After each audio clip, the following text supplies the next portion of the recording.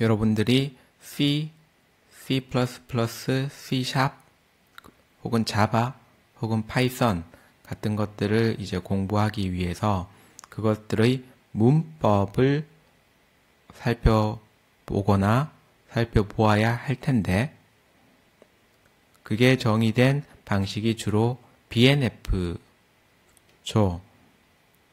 BNF란 것은 그 만든 사람의 이름을 따서 Backus Now Form이라고 하는 것인데, 그것이 바로 사실 Context Free Grammar입니다. 예를 들어서 C 계열에서는 세미콜론으로 하나의 문장이 정의되고 끝나게 될 텐데, 그렇게 하나의 문장, 스테이트먼트라는 것이 어떠한 형태가 될 수 있는지를 정의를 하는 것들이 바로 이 BNF 형태로 표현되는 그 언어의 정의죠. 예를 들면 그 정의라는 것은, 즉 문장의 정의라는 것은 선언문이 될 수도 있고 대인문이 될 수도 있고 조건문이 될 수도 있습니다. 그랬을 때 선언문이라는 것은 어떤 형식, 그리고 변수 이름, 그리고 변수의 초기값이 올 수 있는 그런 형태이다. 그리고 대인문은 변수 이름, 그리고 equal, 그리고 또 다른 변수, 혹은 또 다른 변수와 또 다른 변수의 연산의 결과이다. 또는 조건문이라는 것은 if가 오고 조건절이 오고 그에 대항하는 실행 문장이 오고 그리고 else가 오고 그에 해당하는 실행문이 오고 그리고 else 이하는 올 수도 있고 오지 않을 수도 있고 라고 정의하는 것. 그것이 바로 전형적인 문맥 자유 문법이죠. 왜냐하면 각각의 그 스테이트먼트, 문장들이 그 이전과 상관없이, 그 다음과 상관없이 각 그 문장의 정의대로 확장되거나 구체화될 수 있기 때문입니다. 그래서 이 프로그래밍 언어를 그렇게 컨텍스트 프리 그래머를 통해서 정의할 수 있고, 또 실제로 그것이 컴퓨터에 의해서 해석되고 또 컴퓨터가 실행할 수 있는 오퍼레이션 코드로 번역되기 위해서 필요한 컴파일러, 여러분들이 프로그래밍 언어를 이용해서 소위 코딩이란 것을 하면 여러분들은 반드시 그걸 빌드를 시키죠. 컴파일을 시키죠. 그때 사용하는 게 바로 컴파일러고, 여러분들이 비주얼 스튜디오나 이클립스나 여러 가지 이 컴파일러 혹은 빌드에 사용할 수 있는 IDE, Integrated Development Environment 소프트웨어들을 이제 사용해 보았을 겁니다.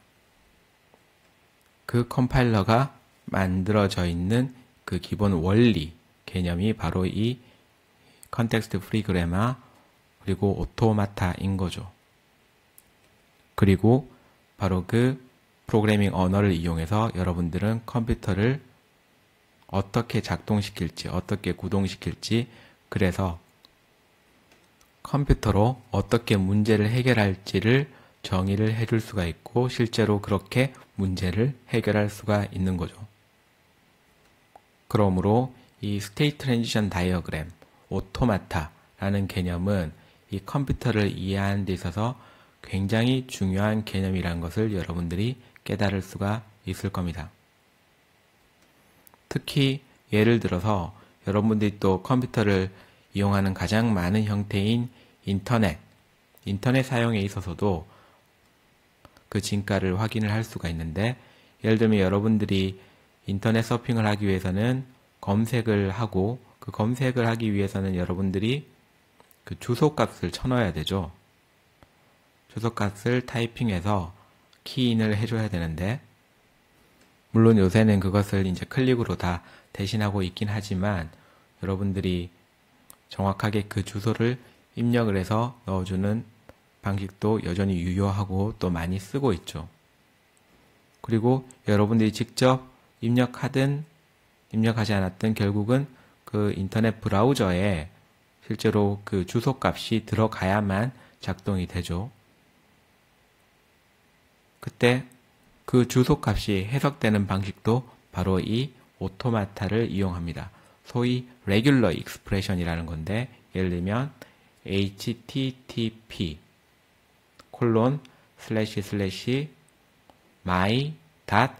my.univ.edu 라는 주소가 있다고 생각을 해봅시다. 그것이 어떻게 컴퓨터에게 인식되어서 그것이 인터넷 주소 값이라는 것으로 판단이 되고 실제로 그 주소로 이동을 할 수가 있을까요? 여러분들이 오토마타로 그것을 한번 정의를 해보기 바랍니다. 오토마타를 이용해서 인터넷 주소, 즉 URL을 인식하는 레귤러 익스프레션을 정의해 보았습니까? 만약 이것이 시험으로 출제가 된다면 여러분들 이미 해봤으니까 잘 적을 수 있겠죠. 혹은 이것을 C++를 이용해서 실제로 구현하는 과제를 부여한다면 여러분들 잘 개발할 수 있겠습니까? 온라인 강의로 진행되는 수업을 들으면서 개념들을 단순히 듣고 지나치지 말고 가능하면 중요한 개념들은 직접 여러분들이 손으로 써보거나 그려보고 또 흥미로운 개념들은 여러분들이 직접 컴퓨터로 한번 구현해 보면 좋을 것 같습니다. 특히 이 오토마타는 앞에서 설명했듯 프로그래밍 언어의 근간을 이루고 있는 개념이고 다양하게 실질적으로 구현하는 개념이므로 여러분들이 시간을 내어 찾아보고 또 구현을 직접 해보는 연습을 해보기를 권하겠습니다. 스테이트 트랜지션 다이어그램과 관련해서 우리가 한 가지 더 알아두어야 할 것은, 알아두면 참 좋은 것은 이 스테이트 트랜지션 다이어그램이 확장되고 발전되는 방향이 그 결과가 오토마타 하나는 아니라는 겁니다. 오토마타는 이 스테이트 트랜지션 다이어그램을 언어적으로 확장시킨 버전이라고 할 수가 있죠. 그래서 알파벳을 정의를 하고 그것을 이용해서 스테이트 트랜지션을 일으키는 그러한 형태로 정의된 것이 오토마타라면 마코프 체인이라는 것이 있는데 이것은 그 알파벳 대신 확률을 이용해서 스테이트 간의 트랜지션을 정의하는 개념입니다. 마코프 체인은 이 러시아 수학자인 안드레이 마르코프가 개발했기 때문에 그 개발자의 이름을 따서 고안자의 이름을 따서 이 마코프 체인이라고 부르고 있고 러시아에서 V는 F로 발음이 나기 때문에 마르코브 체인이 아니라 마르코프 체인으로 발음이 나죠.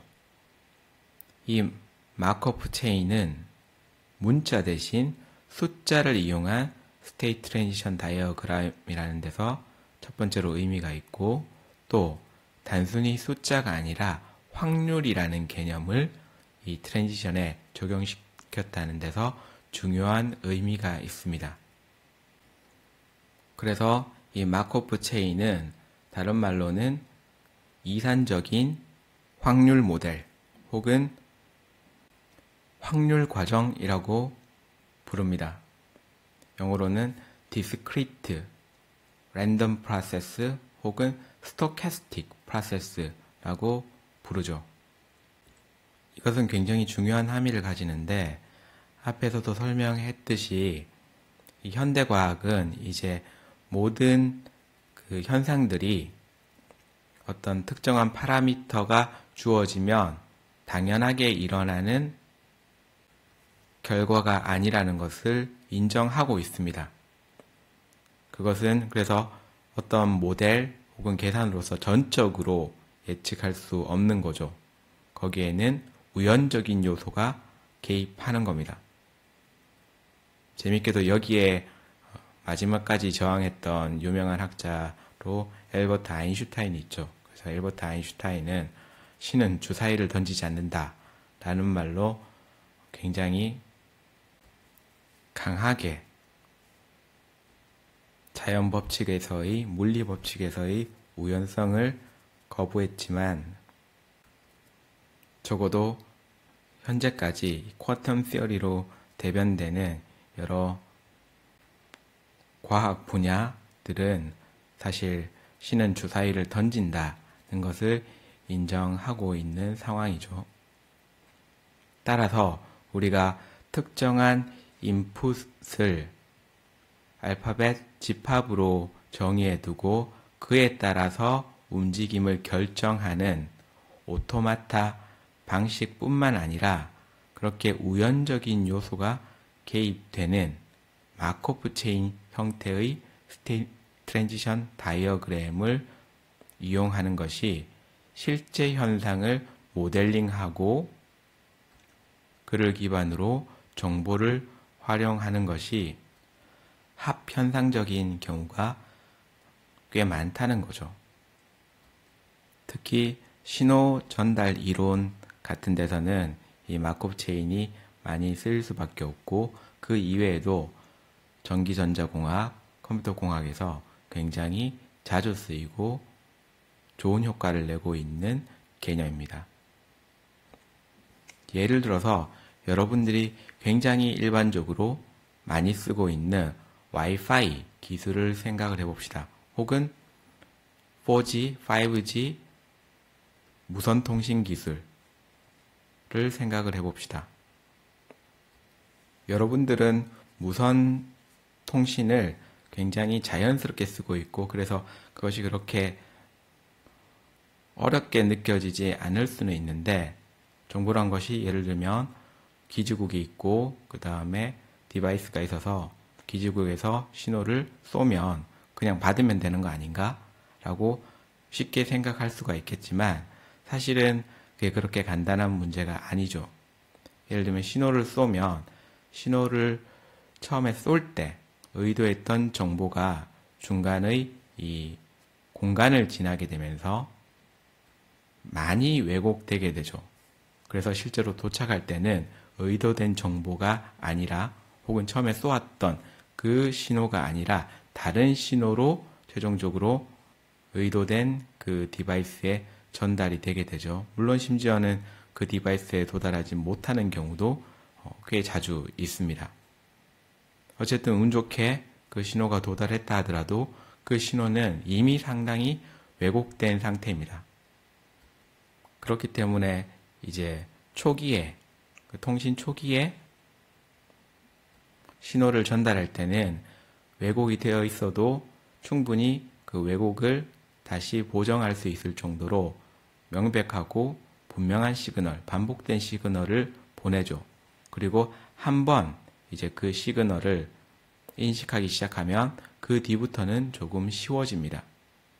그 다음부터는 어떤 정보의 특성 때문에 이때 정보의 특성이란 엔트로피로 정의되는 여러 가지 이제 특성들인데 그런 것들은 여러분들이 나중에 정보 이론을 또 따로 공부하면서 더 알아가면 좋을 것 같고 어쨌든 그 정보의 특성 때문에 한번 정확한 정보를 해독하고 나면 그 다음 정보를 이제 받아들이는 것은 조금 더 쉬워집니다. 왜냐하면 그 앞의 정보와 어떤 관련성을 가지고 새로운 정보가 전송이 되기 때문에 그에 기반해서 예측 혹은 유추를 해볼 수가 있는 거죠.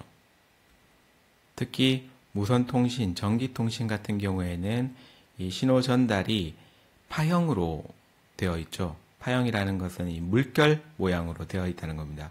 그래서 막 굽이 치듯이 이렇게 신호가 오는 모양을 여러분들이 사실은 직접 본 적은 없다 하더라도 여러 가지 미디어에서 드라마라든지 영화 같은 데서 기계장치에 신호가 물결치듯이 보여지는 것을 본 적이 있을 겁니다. 실제 그 신호가 그러한 형태로 파동치면서 들어오는 거죠. 그렇게 파형으로 들어오게 되는데 거기에는 정해진 주파수, 그러니까 주기와 그 다음에 파고 같은 정보들이 있죠. 그랬을 때 주어진 이제 파고 주파수는 잘 변하지 않으니까 처음에 의도했던 그 정보 전달 기지국에서 미리 정의된 형태대로 사용하기 때문에, 그리고 디바이스도 대부분 그것을 알고 있고 또 받은 뒤에는 그것이 더 명백해지기 때문에 한 번 신호를 받으면 이제 그 주파수에 따라 가지고 정보를 예측할 수가 있는 거죠. 예를 들면 지금 파형이 위로 솟구치고 있는 상태 혹은 정점에 도달한 상태를 잘 받았다고 생각해 봅시다. 그러면 그 뒤에 갑자기 가장 낮은 상태, 위로 정점을 찍은 상태 그 다음에 바로 가장 최저점을 찍는 상태로 데이터가 들어올 가능성은 거의 없죠. 만약에 실제로 그러한 형태로 신호가 들어왔다면 그것은 신호가 왜곡된 걸 겁니다. 즉 아날로그 신호라는 것은 그렇게 파형을 그리게 되면 높아졌다가 서서히 낮아지고 낮아졌다가 서서히 높아지는 것이지 갑자기 디지털 신호처럼 1이 됐다가 0이 됐다가 그렇게 시간 축에서 봤을 때 짧은 시간 단위에서 타임 윈도에서 그런 일이 벌어질 수는 없는 거죠. 그러한 특성을 우리가 알고 있기 때문에 그것을 이용하면 지금 들어오는 정보가 왜곡된 정보인지 아닌지도 알 수가 있고, 더 나아가면 그러한 왜곡이 지속적으로 발생할 경우에 그런 특정한 상황을 패턴화하여서 그것을 보다 손쉽게 보정할 수도 있게 됩니다. 예를 들면 중간에 장애물이 있어서 지속적으로 비슷한 형태의 정보 왜곡이 일어난다면 그 정보 왜곡 형태를 다시 보정하는 것이 오히려 더 쉬울 수 있다는 거죠. 그랬을 때 마코프 체인은 바로 그러한 정보 전달 과정 혹은 정보 해독 과정을 이 스테이트 트랜지션 다이어그램의 확률을 이용한 형태로 정의를 하고 이용할 수 있게 해줍니다. 그리고 단순히 이 파형으로 들어오는 그 주파수 형태의 신호뿐만 아니라 전자기 신호뿐만 아니라 예를 들면 목소리 같은 경우도 기본적으로 이 파형이죠. 성대가 울려가지고 공기를 떨어 움직여서 소리가 들리게 되는 이 과정도 전형적으로 파형의 정보가 전달되는 과정이고, 따라서 이 전자기 파가 이제 정보를 전달하는 것 위에서 또 다른 차원에서 또 파형 데이터 혹은 파형 정보가 전달되는 이 과정이 마코프 체인으로 정의가 되게 되면 마코프 체인을 이중으로 쓸 수도 있고 훨씬 더 복잡한 마코프 체인을 만들어낼 수도 있는 거죠. 그래서 음성 전달에 최적화된 신호 전달 프로토콜을 만들 수도 있습니다. 또 다른 예로는 주식시장의 모델링을 들 수가 있는데, 여러분도 나중에 이제 졸업을 하고 사회에 나가서 월급을 받고 수익이 생기게 되면 그 수익의 투자처로서 주식을 또 고려해 보게 될 겁니다. 그러면서 주식시장이 어떻게 작동되는지 그것을 분석하고 어떻게 앞으로 변해 나갈지를 예측함으로써 이제 주식 투자를 하려고 할 텐데 굉장히 어렵죠. 그래서 그것을 예측하려는 여러 가지 수학적 모델들이 등장하는데 그 중에 한 가지 방식이 이런 마코프 체인을 이용한 확률 과정 모델이 될 수가 있겠습니다. 물론 뭐 그게 꼭 맞다는 보장이 없죠. 거기에는 여러 가지 또 이 주식 시장의 본질적인 문제가 숨어져 있긴 하지만 그것은 또 다음 기회에 또 설명할 수 있으면 얘기하도록 하고, 일단 이 주식시장이라는 것을 어떻게 마코프 체인의 형태로 정의를 할 수 있을지를 한번 생각을 해봅시다. 주식이라는 것은 어떻게 보면 굉장히 단순한 스테이트와 트랜지션으로 이루어져 있죠. 쉽게 얘기하면 주가가 오르거나 주가가 떨어지거나 그대로 있거나 셋 중 하나인 거죠. 그리고 트랜지션은 오르다가 떨어지거나 떨어지다가 오르거나 오르다가 그대로 멈춰 있거나 멈춰 있다가 오르거나 아니면 멈춰 있다가 떨어지거나 떨어지다가 다시 멈추어지거나, 이 세 가지 스테이트를 이동하는, 모든 스테이트가 다른 모든 스테이트로 이동할 수 있는 그러한 형태의 스테이트 트랜지션 다이어그램을 상정을 할 수가 있는데, 이때 재미있는 것은 한 스테이트에서 다른 스테이트로 가는 것이 이 오토마타처럼 어떤 특정한 조건이 발생했을 때만 이제 일어나는 일이 아니라는 거죠. 예를 들면 주식의 호재 혹은 악재 같은 어떤 특정한 조건이 주어질 때 그런 것들이 반영되어서 스테이트 트랜지션이 일어날 수도 있지만 그냥 움직이는 경우도 사실 많죠. 그게 이제 주식시장의 특징인데, 그런 것들을 이제 확률로서 우리가 표현을 할 수가 있다는 거죠. 그랬을 때 보통 한 번 상승장이 들어가게 되면 계속 상승하는 경우가 많아서 그에 대한 확률을 높게 우리가 정의를 할 수가 있고, 한 번 하락장이 들어가면 또 마찬가지로 계속 하락할 확률이 높다고 정의할 수가 있습니다. 그리고 이제 보합세에 들어갔을 때 그대로 있는 상황도 생각보다 확률이 높죠. 그래서 한 번 스테이트에 안정적으로 들어가게 되면 다른 스테이트로 가게 될 확률은 상대적으로 떨어지게 되는데, 또 전혀 안 움직이는 것은 아니니까 상승장에 있다가 하락장으로 가는 확률, 또 하락장에 있다가 상승장으로 가는 확률, 기타 등등을 이렇게 확률로서 정의를 할 수가 있을 겁니다. 예를 들면 상승장에 계속 머무를 확률은 90%, 그리고 하락장에 계속 머물 확률은 80%, 하락장에서 상승장으로 가는 확률은 약 한 15%, 하락장에서 보합세 상태로 갈 확률은 5%.